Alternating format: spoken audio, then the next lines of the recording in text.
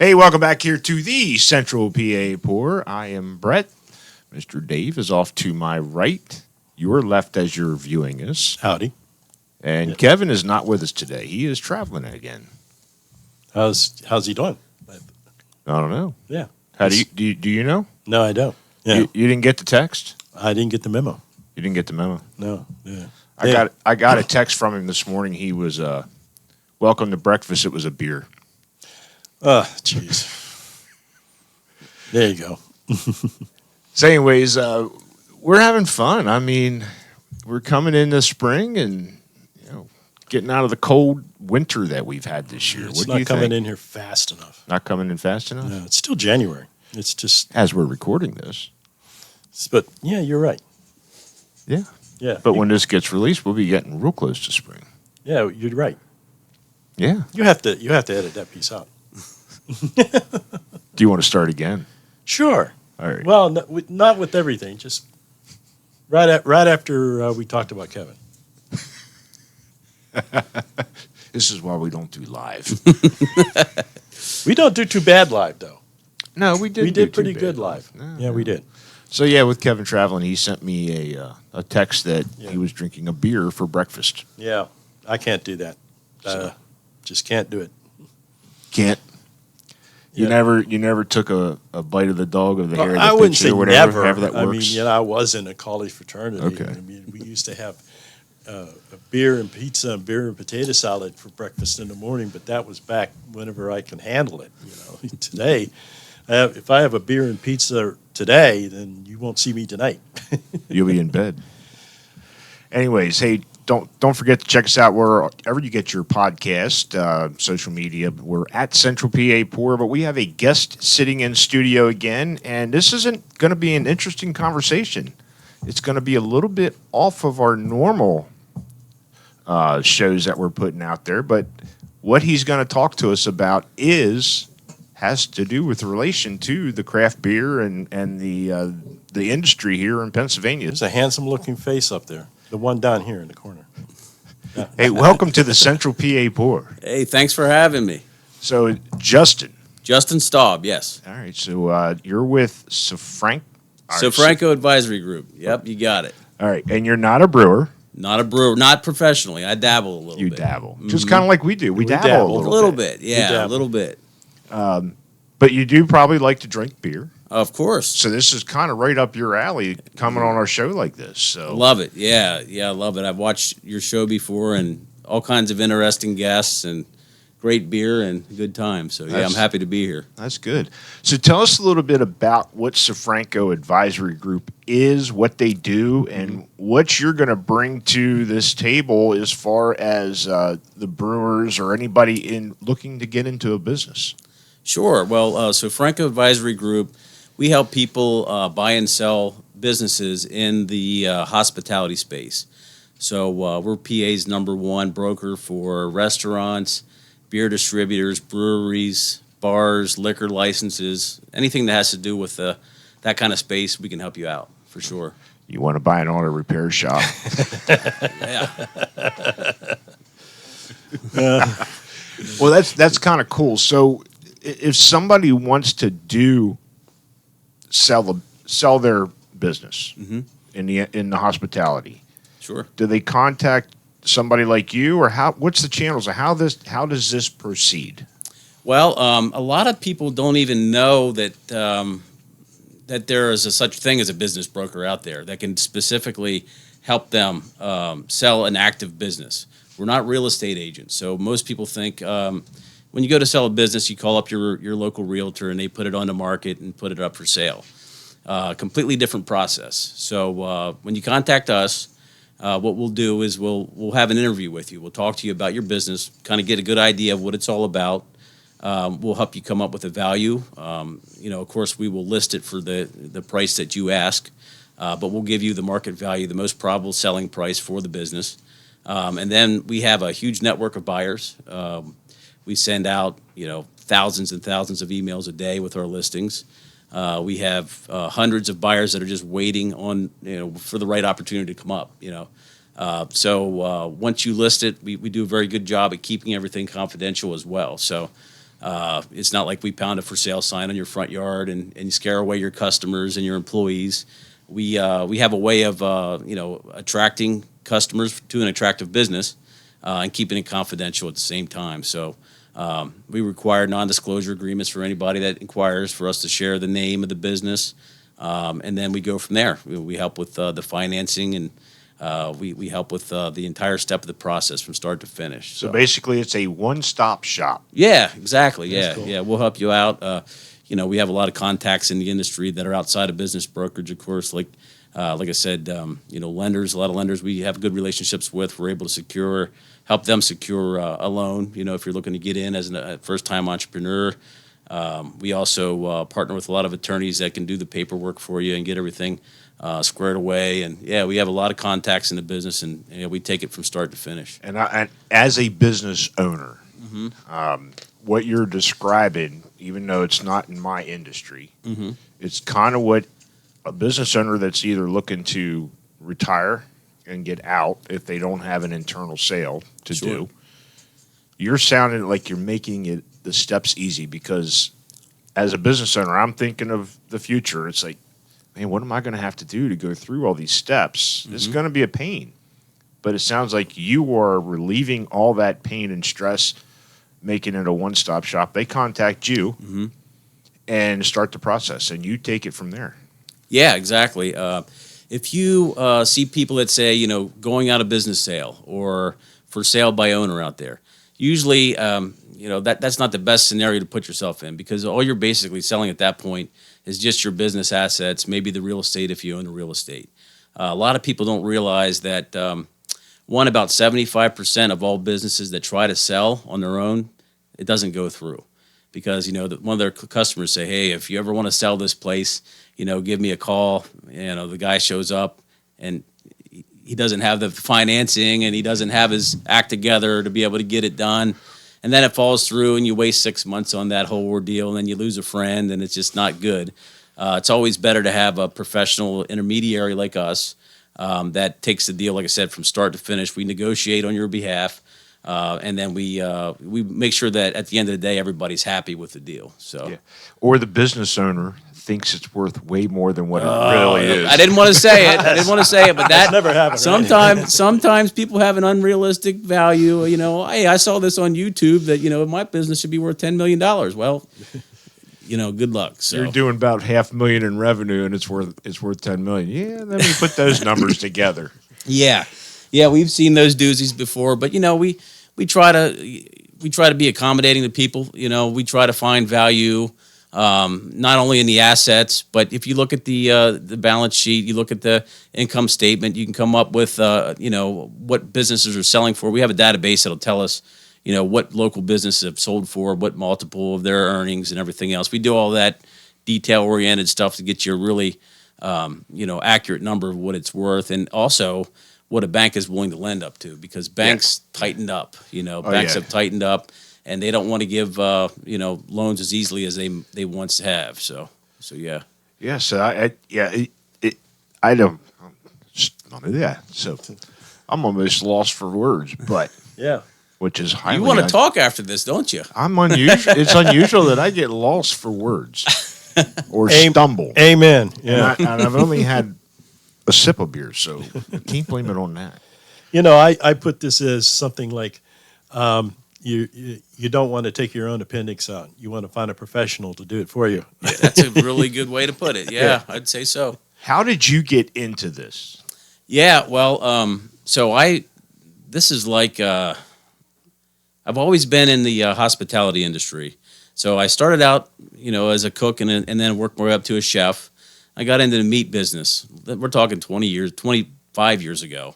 I was a butcher, and then I ran a grocery store. And then after that, I decided I wanted to get into the world of distribution. So I got into the world of broadline wholesale food industry, and I did that for about 17 years, and did the whole corporate thing, up the corporate ladder, trying to get promotions, moving all across the East Coast, and I did well at it, but at heart, I really have that entrepreneurial kind of spirit, where I want to be able to have more control over my own future.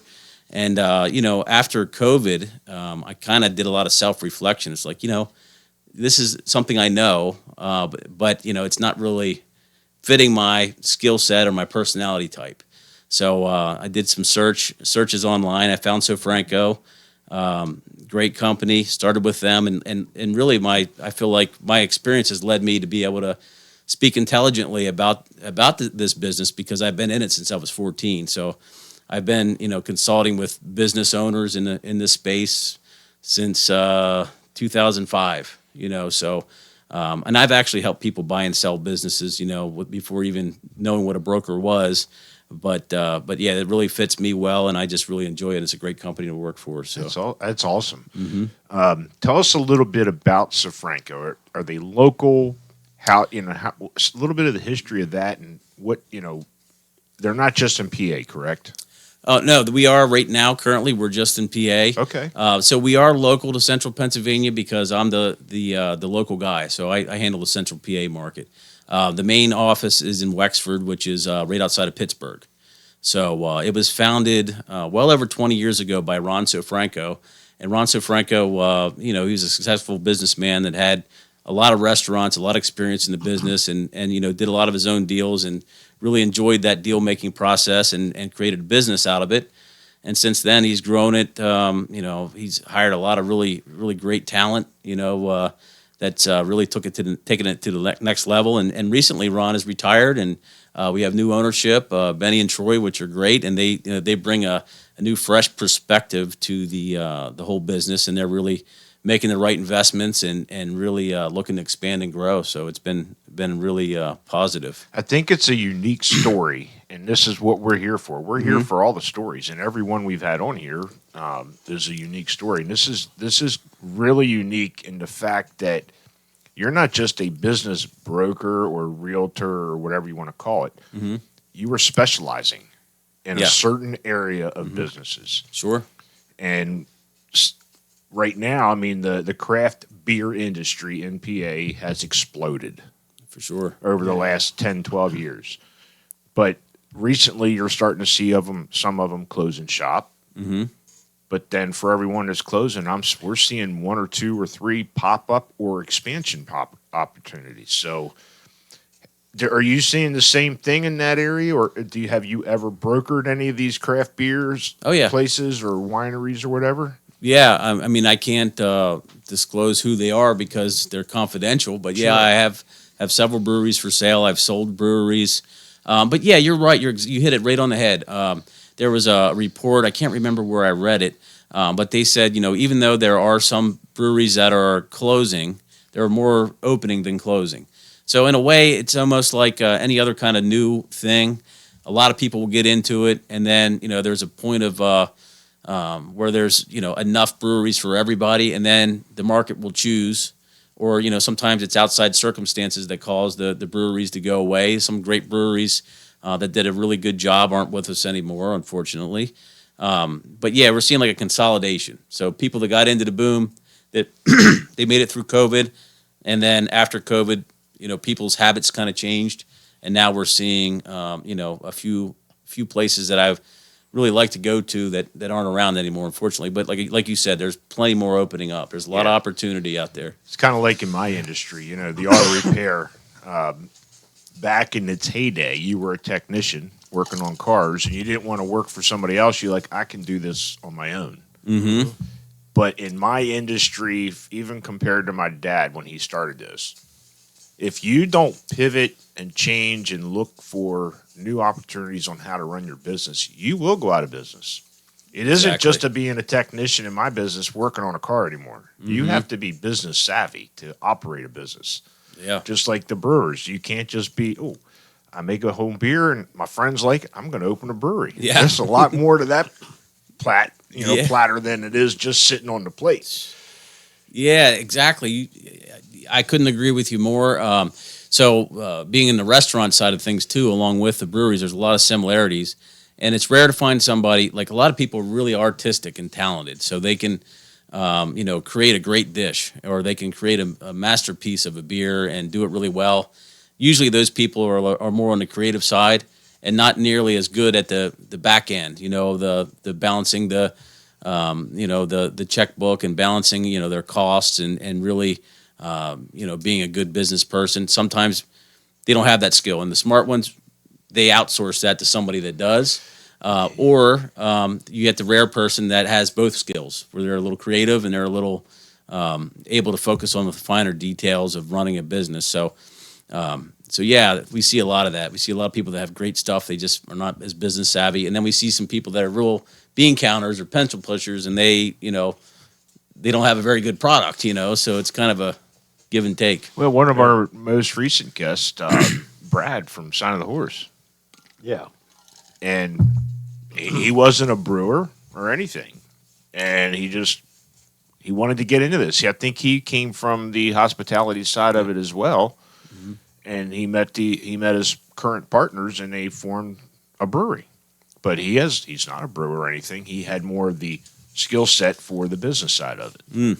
So it's about putting a proper team in place. Right. It sounds like Sofranko has done the same thing.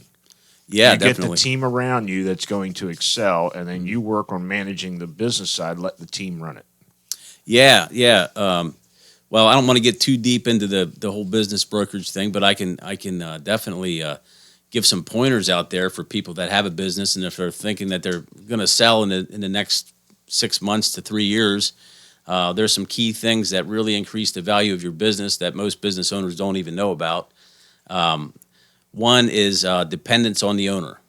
So as hard as it may seem, a lot of owners are micromanagers. They have to be there every day. They have to have their hands on everything, know what's going on. We've seen that, haven't we? Yeah. Are you looking at me? Yeah. So I mean, it's good that you have that passion, that those people have that kind of passion for their business, and they've built something that is going to last generations, hopefully, and that's the goal. But when you're looking at business value, it's much more valuable is if you can take a month vacation and come back and the place is still standing. That means it's a lot more valuable. So people that live in the business, open to close every day, it's a lifestyle. You bought it, but if you can try to delegate a little bit to your most trusted right-hand man, little bit by little bit, and over time, you're going to enjoy your life more. And maybe they bring a perspective that you don't have, and they can add to your business. So don't be afraid to let loose the reins a little bit. Going back to where I was going with that. Yeah, you've noticed that, haven't you? Where you've are pushed, you looking at me? I'm just going from I'm your. Getting ready to say something. Don't say nothing. I'm just going back to that I was told not to say. I'm just talking. Yeah, be careful. No, I just know that I'm listening to you, and these are some of the same things that I've said, that he has said over about the years. his business. Yeah. And we hear it, when he said, I've got to be able to turn this over to so and so and let him run it so that I need to be an absentee owner. Yeah. And my coach has been pushing me for that, and I'm getting to the point where I do not have to be there, which is a good feeling. Yeah. I mean, you may want to prolong the sale of a business a little bit longer if you can actually take a vacation and have a life outside of the business. I don't know about a vacation. Shh, don't tell my wife. Yeah, she's there's got all it all kinds planned of stuff out for you. She knows where she wants to go. Yeah, I know. One of those Viking river cruises. That sounds amazing. I'll go with her. Yeah. Yeah, if you you're can hang out buying, with my I'll go wife. too. I've actually looked at a couple of, not the Viking, but some of the river cruises. I've actually looked at them. They look pretty cool. My name's not David Duffin. I don't have an endless pocket. Oh, yeah, right. I'm sorry. My pockets have holes in them. I'm going to drink a beer, buddy. There you go. I'm going to have my little coffee break. So, Justin, you are from around this area, correct? Yeah, Adams County. Mm-hmm. Adams County. Yep, that's where I grew up, Biglerville. And you Go say Canners. And you say you traveled up and down the East Coast, a little bit. Yep. And what brought you back to PA? I like it here. Well, honestly, I was living in Panama City, right outside near Destin, when Hurricane Michael came through. So the whole town got destroyed, and I said, I can stick around for a year and hope things get better for the business. And I said, I'm just going to go back home and Then I got married. Now I have 2 kids. So I'm here now. Yeah. So, Yeah. I got some anchors in here now. I know I met my wife. She was from Carlisle. Mm-hmm. And she had family across this country. She goes, "You'll never leave." I'm like, "Nope. I'm born here. I'm bred here. And I'm going to be dead here." Yeah. And people look at me like I'm smoking some doobage or something because I don't want to leave Pennsylvania. People are like, "Why?" I'm like, "I like it here. I like the difference in the temperatures that we get, even though it's not a typical 4 seasons any longer. Even though this winter we're getting a pretty good winter as we're recording this, but I like the temperatures. I do. I'm not leaving Pennsylvania. I got no desire. Yeah, it's nice, and it's always home to me. It's where I grew up. Like I said, I lived in Asheville, North Carolina for 4 years. That's an area I think I could probably get accustomed to. Yeah, you could if you like beer. Well, things have changed. Like any upcoming town, things change over time. But when I was there, it was like in the boom of the craft brewing scene. I was there from I think 2012 to 2016 or something like that. So yeah, they call it. It was voted Beer City USA a couple years in a row when I was there, and there was no shortage of new, interesting beer, interesting people down there, all kinds of weirdos down there. It was a lot of fun. Anything that you wanted to see, you can see it there. But it was like right up in the mountains, beautiful. Yeah, if you drive a little bit outside of town, you're in the middle of nowhere, and it's beautiful taking the motorcycle through that area. Oh yeah, it's absolutely gorgeous. Yeah. North Carolina on that side is just absolutely beautiful riding on the 2 wheels. But you were talking about off air, Wicked Weed. Yeah. So Wicked Weed, I remember it was an old hardware store that was kind of like it was closed, I think. And then I kept seeing construction there, and then they opened this Wicked Weed, and everybody was talking about it. And so I went down to check it out, and it was just they really did a very, very good job with the brew pub and everything. They had an upstairs and downstairs. And now, you didn't broker that deal, did you? No, I wish. Yeah, that was a beautiful deal. That would have been a beautiful deal. Yeah, anyway, so they're right next to like the big music venue, which is the Orange Peel. And they have all kinds of bands in there, so you can go have a great beer, walk right next door, and like national acts would be there, like really, really good bands. And it was just a lot of fun. And Wicked Weed's one of the premier brands across the country right now. Yeah. So they've really created something for themselves. Yeah, and they opened up something called the Funkatorium downtown, and that was just for sours because they did everything. They didn't kettle sour or use citric acid or anything like that. They actually, lacto fermented or whatever you do to make sours is what they did. The old-fashioned way. Yeah. Put it out in the barn and keep tasting it when you go out. And now I got it. Dave's a sour connoisseur. Is he? He is the sommelier of sours. Yeah, right. You know what? There's your new name. Sour sommelier. Sure. Not a fan, I take it. I'm lucky if I can choke one down whenever we have them here. No, we've had a couple that you totally enjoyed. We've had a couple that I've enjoyed because not all sours are bad, but I'm just saying that the process and the thinking of it, and I don't know if I could drink a sour the way that the old farmers did it. Oh yeah, like the what do they call them? Beer de Gardes or the saisons. Yeah, that's the farm ales, Yeah. farmhouse ales. That all that is basically a fermented sour because Wild yeast. Yep, the wild yeast. What was the one I gave you the other day? Yesterday when we were brewing. That 90. Oh, it was from Back Porch 91. The one from Back Porch. Yeah, that was a good beer. Devok. Yeah, I didn't think you'd like it. that was a good beer. It's a mango habanero pale ale. Yes. Wow. Yeah. Interesting. Yeah. It is. Be prepared for it when you drink. That gives me heartburn. The jalapeno beers, for whatever reason, they taste good because I like spice, but this one, Tim and Rod up at Back Porch have done a great job with it. It's really sweet forward. So it's not for a pale ale. It's really good. It's got a lot of sweet flavoring in the front end, but then that habanero heat just lingers. Oh, yeah. It hits you and it just stays on the back of your throat. Gave it to Kevin the one night and he was like, "Nope, can't do it. Can't do it." Yeah, it's not something that you would want to drink a full glass of it and just say, "I need 2 more of these." Yeah. it's something that you can sip and enjoy the flavor, and it is hot. I do like hot foods. I used to make very hot wings, and I used to enjoy those. But that's not something that you can have. You don't get up. Well, maybe I do. I get up in the morning and eat them, but my wife looks at me whenever I do that. Yeah, Dave, when you get up, it's 2:00 in the afternoon. No, I've been up at 1:30 before.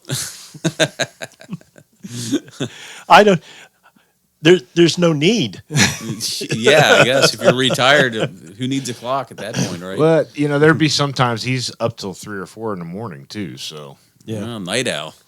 I'm one of those weird guys that goes to bed at like 9:30 or 10 and gets up at 5 every morning. Yeah, Kevin. yeah, Kevin. I'm getting to that point. I'm never getting up at 5 unless I really have to. Yeah. But it's like I used to be a night owl, 1, 2 o'clock every morning, and now it's like, oh shit, 10:30. I'm tired. I'm going back. Yeah, Yeah. You get tired. Yeah. I actually I have been going earlier. I've been doing about 11 o'clock, maybe 12. But I used to be up till 2 o'clock in the morning. See, at your age, you need 12 hours of beauty sleep. Remember, I don't know you guys well enough to comment, but I got a couple of them lined up here for Just you. keep fire away, buddy. Fire away, man. just don't forget that I have control over the faders on the board here. So the brokerage thing that you do, and we're going to circle back around.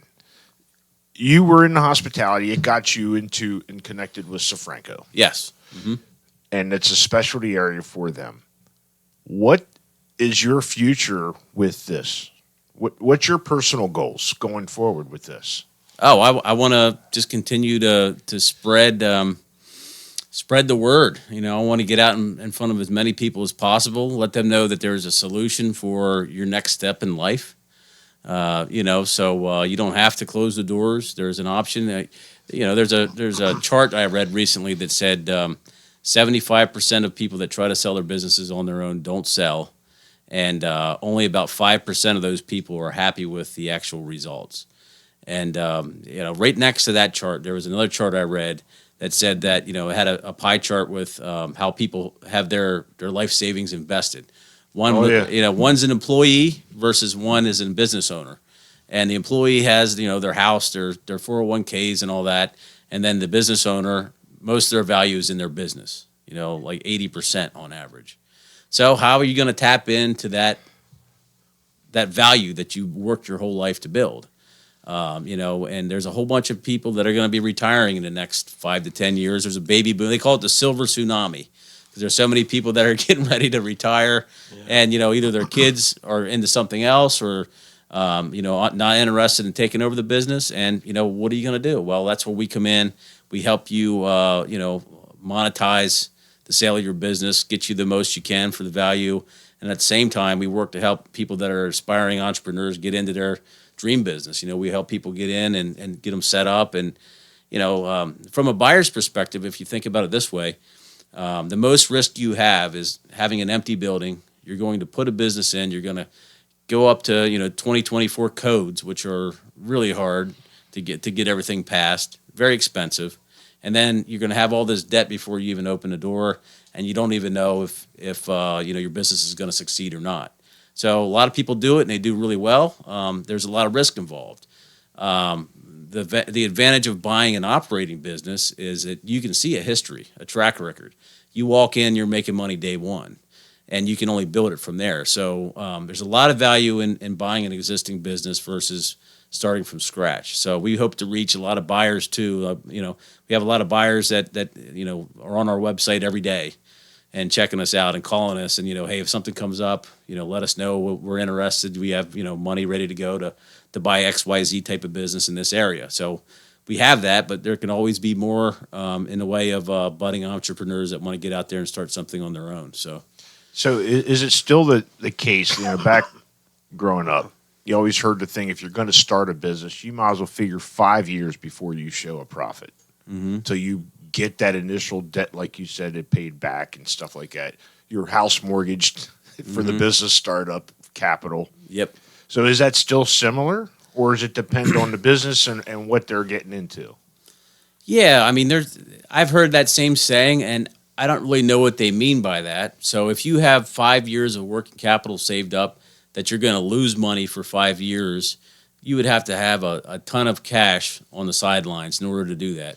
So, you may not you may give yourself a paycheck during that time, but the business itself doesn't make a profit above that paycheck. That may be true for 5 years. Okay. But, it's not like you're going to starve for 5 years, because most people can't make it. They'll burn through their cash in a year or two if they're really not doing well at their business. Right. So yeah, that's kind of a, Old not wives. a, yeah, Old wives' tale. yeah, it's not really accurate. Yeah. So. And again, it depends on the business, the market. Oh yeah, for sure. I can tell you right now where I was at the end of 23 and where the 24 started, the market has hit our business pretty hard because auto repair is going to be at the bottom of everybody's list. Nobody wants to come to us to begin with. Yeah, preventative maintenance and stuff. I can skip this week, so That's there's exactly an oil what change, they're doing. or Yep. Yeah, I can imagine that if things it's not tighten a up. hard repair or you get the Pennsylvania sticker, that stuff can hold off. Yeah, a little piece of tape going over the check engine light. Don't give us all your secrets. I do have a question for you. You seem very into this, and you've done this for years. What's the best part of it that you like about it? What do you enjoy the most out of your business? I mean, I've always, I guess, making a deal come together is a pretty complicated puzzle to solve, because there are instances where somebody's not able to get financing through their lender. We find somebody that does. When it comes down to negotiation on terms or anything like that, it's a big puzzle to solve, and it takes a lot of skill and a lot of negotiation, and it's a challenge. It's like it's a challenge. So when you get to the closing table, everybody leaves happy. Everybody is happy with the deal, including myself, and it's a good feeling to know that you solved this complicated puzzle, and now you're giving the seller can focus on the next stage in their life, and a buyer's coming into their brand new business, and it's a really cool feeling. Yeah, it's great. I love it. Self-gratifying. I could see, like a brewer gets self-gratification out of making the beer and people buy it and enjoy it. Yeah, definitely. My business, we fix the car, the customer's happy, it's done. That's a physical thing. In yours, it's all the, pardon me, but the headache paperwork. Yeah. And getting all those cogs in that wheel to come together. Yeah. I can't imagine the research and stuff that you guys have to do on your side of the business, from this side of the table being the buyer or the seller. I would not want to know what that entails. Getting the attorneys involved, the title agencies and all that, and all the research you're saying you're doing to bring this together at the table. And I can only imagine when you walk out of there, you're like, you just scored a touchdown. You do a little dance. Yeah. I can do a little dance. Yeah, it is a great feeling when you close a deal that, somebody at first, maybe they, like I said, they didn't have a credit score, or this bank didn't like them, or maybe the seller was willing to hold the note for a certain percentage of it. And we worked, deal structure that solving a puzzle. Again, it's just solving a puzzle. This is what's so unique about the story, and this is why when Dave mentioned it, I was like, yeah, let's bring him on. Let's tell this story, because it is a different story, and it partakes not just in what we're talking about, but it's a very partaking thing. If somebody is in this, as me speaking on my end as a business owner, I'm looking 10 to 12 years. And like you had mentioned before, none of my children want anything to do with the business. None. Yep. It will stop at a second generation. My brother's kid does not want anything to do it. So I'm either going to hopefully find somebody internally that I can groom and work some kind of deal, or I'm going to be looking at a business broker to help sell my business. Yep. Yeah, both of those are good options if you have the right person for succession in place, in-house. Somebody that knows what they're doing. They're financially capable. You trust them. I mean, and that goes back to what you had mentioned about putting the team involved. Your business as an owner is more valuable when it can run without you. For sure. So, speaking of that, have you ever worked do you guys work with somebody that wants to sell it internally? We don't specialize in different? that. Yeah, we don't really specialize in like the succession planning. And I have contacts that I can refer people to that if they're like a family business, let's say it's a big business, and they structure all that family deal, family transition kind of deals. We don't do any of that really. I mean, our job is to sell active, profitable businesses to people. Is what we do. Yeah.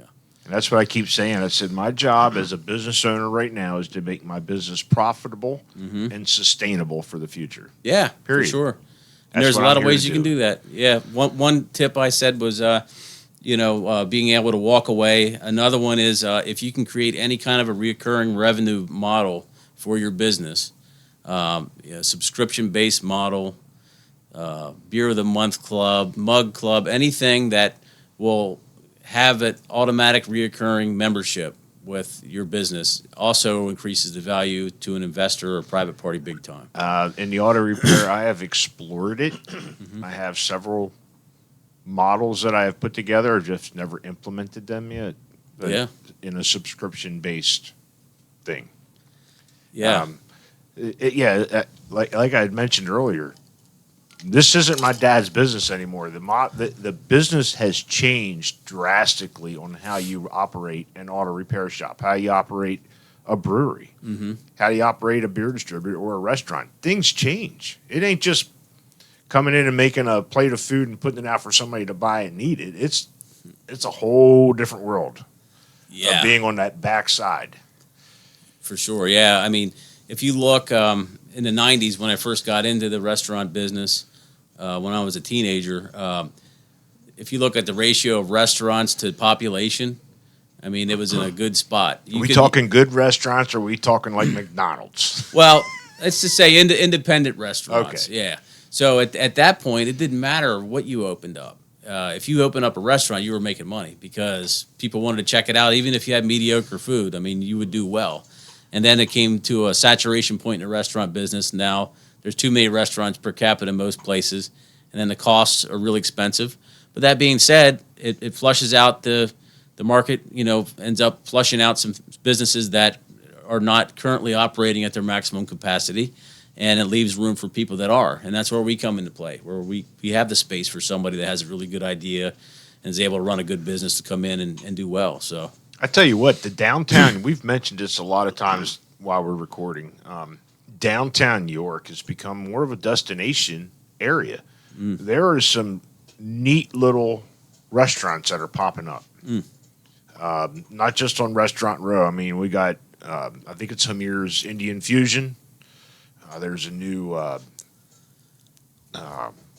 think, what is it? Hungarian or something opened up where Old Forge was. Yeah, I don't know.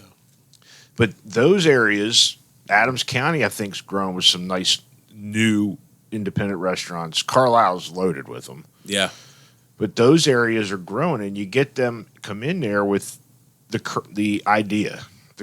They're crafty with what they're doing, and some of them are very business savvy, and they will succeed and turn an area around to become a destination.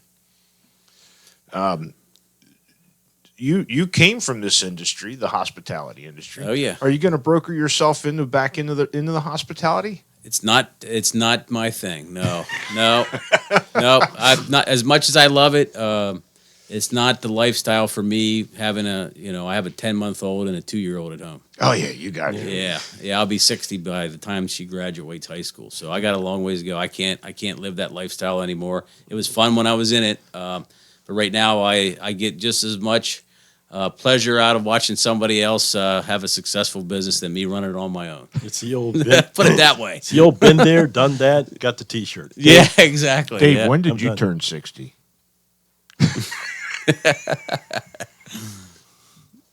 You knew it was coming. It was a couple weeks ago. Yeah. You didn't take your Prevagen. You forgot, right? Oh my God. So, do you watch any sports?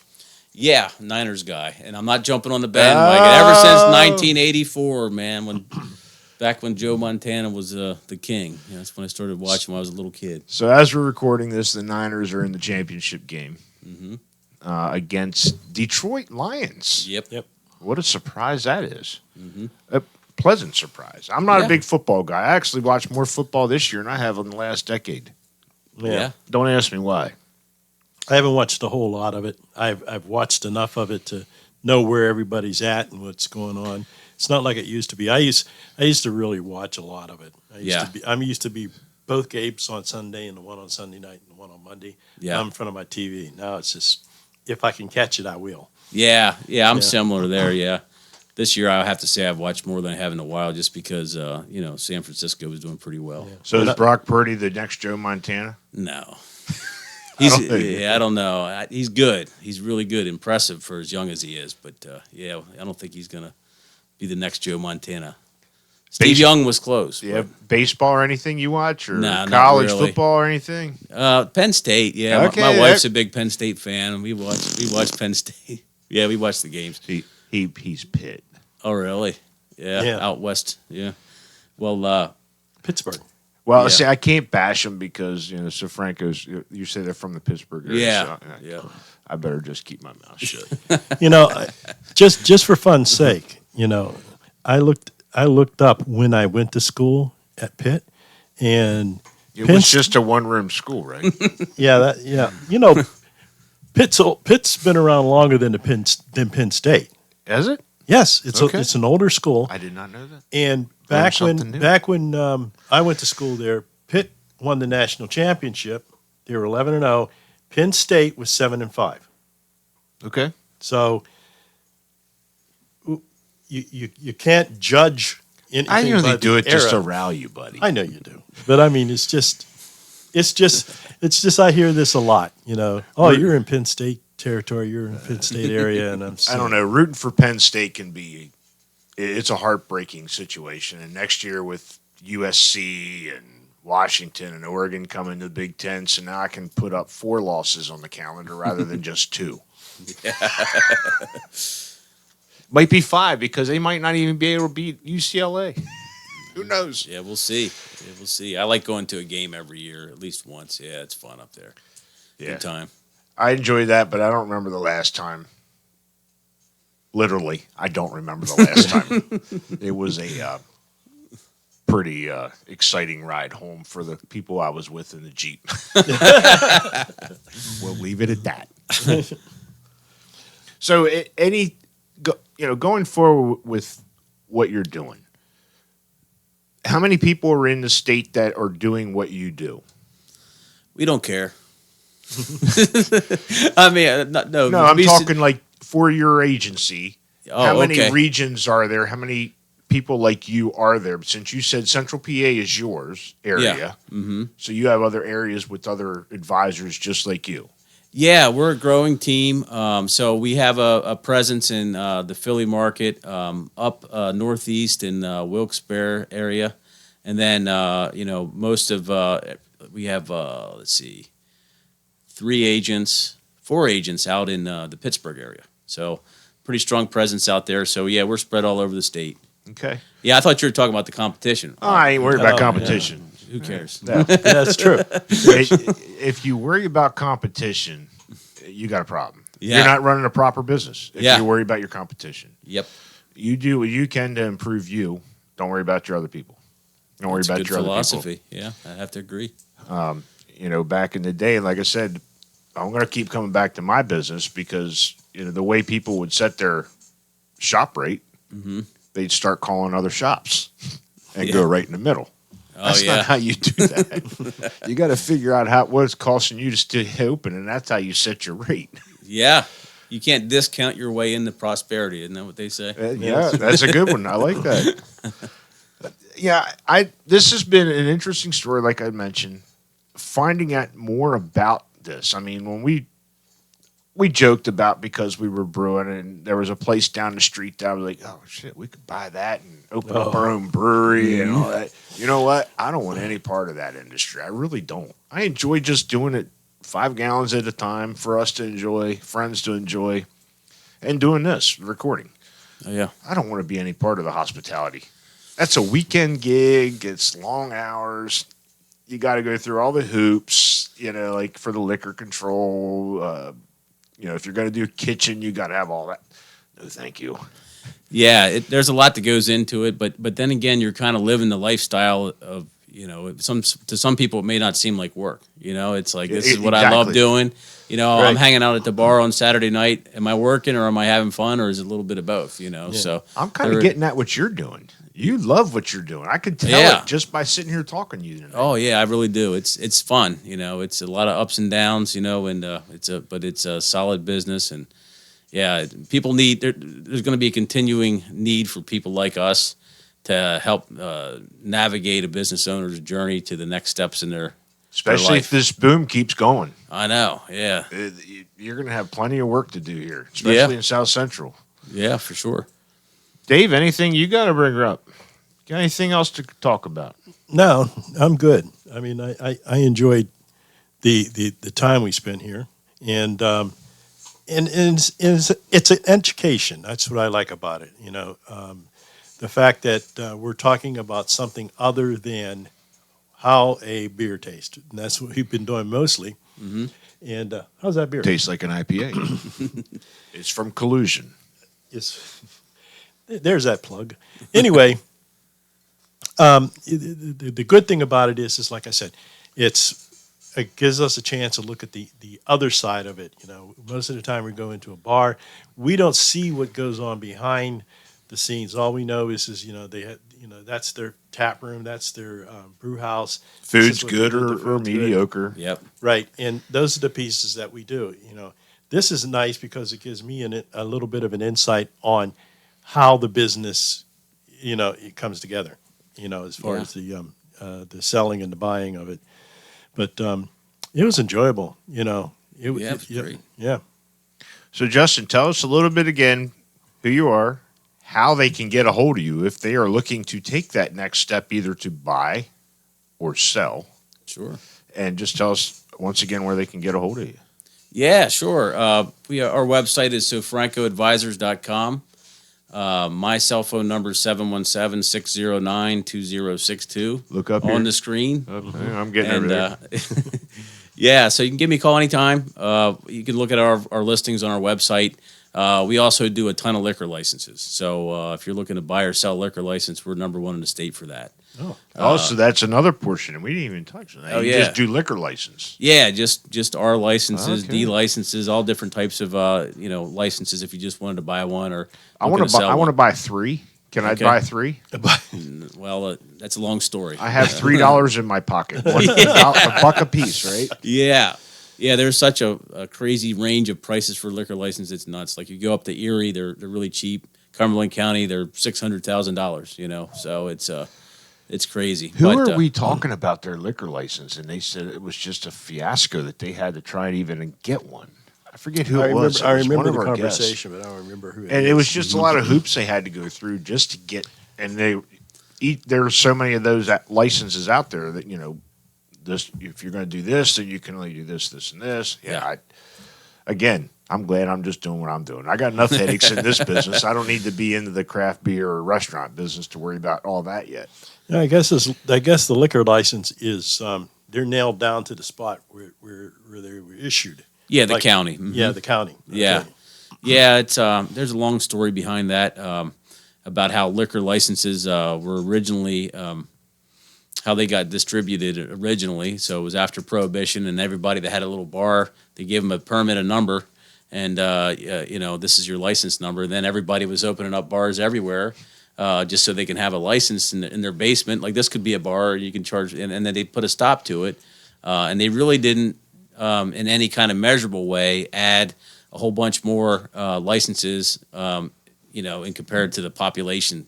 So that's why you have a place like Cumberland County where it was a really rural area at one point. Now there's a lot of industry in Carlisle with, the warehouses and the 81, Yep. and it's building up really, but there's only a limited amount of liquor licenses, so it's supply and demand. That's why they're going so expensive. Yeah, it's everything, supply and demand. Yeah. Of course, it's also a way for the state government to make some money. Oh, no, they wouldn't do that. Yeah. Yep. So, anybody has any questions, just give me a call, email. Website's listed there. Be happy to help. If you have just a question, like, how do you do this? Or What do you recommend here? I'm just happy to help pick up the phone, talk to people, give them any kind of insight that I may have for them. Like I said, we have a really strong team, and we all work together, and be happy to help. It sounds great. Yep. Before we get out of here, I'm going to bring it up. You're doing a dry January resolution. Yep. No beer. Not Not a drop. When does that run out? In January? End of January. So you're doing it for the 31 days. So good. Yeah. You can come to a beer festival with us. So Yeah, I will be there. Yeah. But So that anyways, beer's looking pretty tasty right there, but I'm sticking to my willpower, guns. buddy. I'm glad you got it because I sure as hell don't have willpower. So, if you're out there, if you are a business owner in the hospitality side of it, and you are looking to either get into it and buy one or sell it, give Justin a call. Look up Sofranko Advisory Group, LLC, and let's raise a glass with Justin and their company. Yep. Yeah, raise your water. It's not right, but yeah. Okay. I'm raising coffee. All right. I don't feel so bad then. So give them a call if you're looking to do this, and let's all be bonded by beer. Cheers. Cheers. Cheers.